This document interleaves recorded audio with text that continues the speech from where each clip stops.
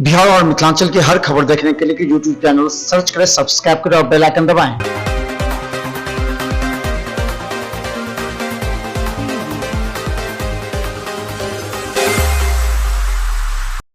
ये हनुमान नगर का डिलाही पंचायत हमेशा से बाढ़ग्रस्त क्षेत्र रहा है।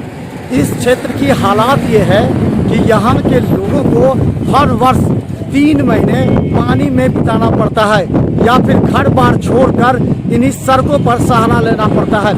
ये है दरभंगा का हनुमान नगर प्रखंड। हम बता दें, हर वर्ष ये वही जगह है जहाँ से मुख्यमंत्री नीतीश कुमार कुंटलिया बाबा के नाम से प्रसिद्ध हुए थे। पहली बार यहाँ पर मुख्यमंत्री पहुँचे थे और 1 क्विंटल अनाज सभी बाढ़ पीड़ितों को देने की घोषणा की थी।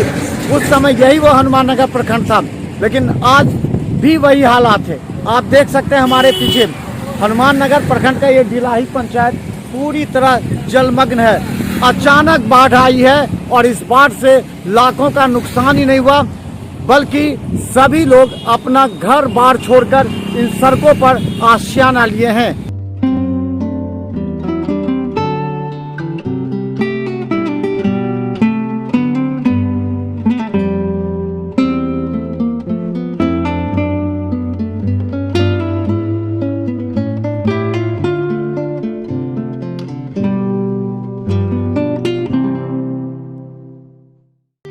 बाढ़ की त्रासदी उन क्षेत्रों में जाकर देखिए जहां लोग साल के 3 से 4 महीने डूबे होते हैं। उनकी जिंदगी थम सी जाती है। वहां हर समस्या को देखने वाला खुद अपने आप को छोड़ कोई नेता या जनप्रतिनिधि देखने नहीं आता।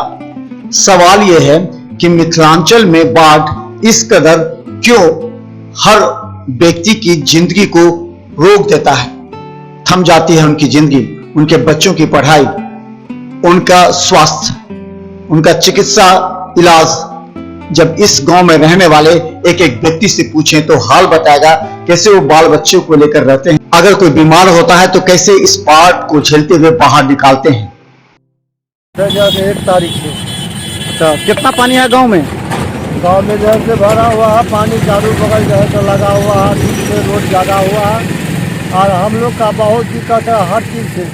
और माल जाल को सो भी दिक्कत है, जो चारा माल को नहीं मिलता है, घास भूसा, तो इसीलिए बहुत गाँव के हनुमान नगर प्रखंड के आसपास के करीब 2 दर्जन गांव में जल जमाव और बाढ़ का पानी इस कदर है कि लोगों का घर से निकलना मुश्किल है।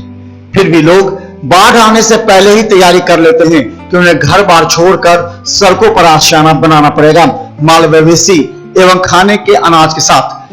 कई लोगों को तो एक एक गांव का नाम आज भी याद है। कितना गांव में पानी घुस गया? कितना गांव है इसमें? गांव करीब से करीब 10-20 गांव में जैसे पानी है। कौन कौन गांव है में बताइए तो?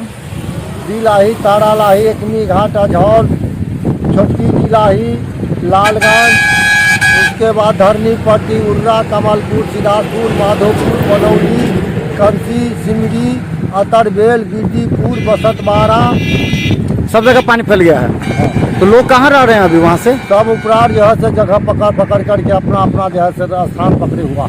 हर साल पानी आता है इसी तरह? हाँ, हर साल आता है पानी इसी तरह। तो क्या करते हैं आप लोग? यही जो है से रहते हैं, माल जाल के लेकर के अपना जो है से समय बिताते हैं। क्या करें? विधायक जी, मंत्री लोग आते हैं कि नहीं, कुछ बोलते हैं कि नहीं? कुछ नहीं देता है मंत्री लोग, जैसे अभी तक जैसे 15 दिन जो है बाढ़ का हो गया और कुछ जो है अभी नहीं दे रहा है। माल को राहत अलगे जो है बंद है, अपना राहत अलगे बंद है। तो आप लोग क्या साल से इस तरह देख रहे हैं? कितने साल से? ये तो हमरा जब से जैसे या कल है तब से इतना पानी जैसे बराबर आ रहा है।